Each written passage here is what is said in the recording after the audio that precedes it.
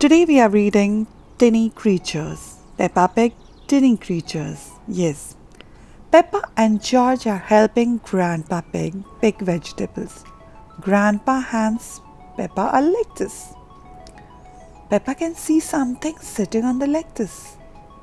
This horrible monster, she snorts. That's just a little snail, says Grandpa. Grr, monster, says George.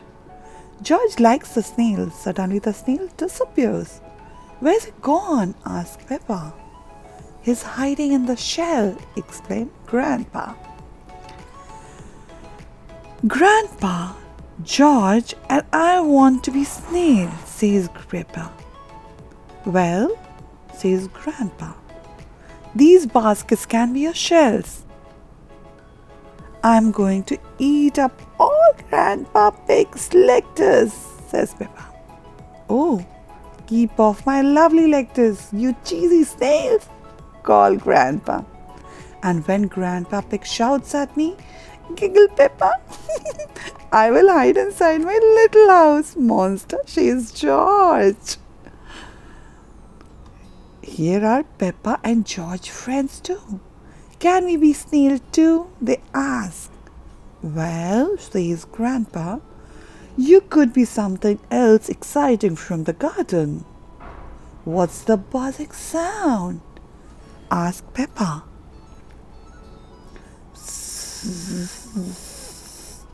It's coming from the little house, says Susie. It's a bee house, explains Grandpa. It's called a hive. The bee collects nectar from the flower and then fly to the hive to make it into honey.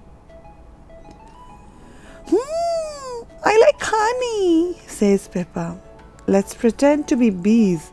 Zzz, bzz. What's busy bees? Loves Grandpa. Zzz. Granny Pig has been baking bread.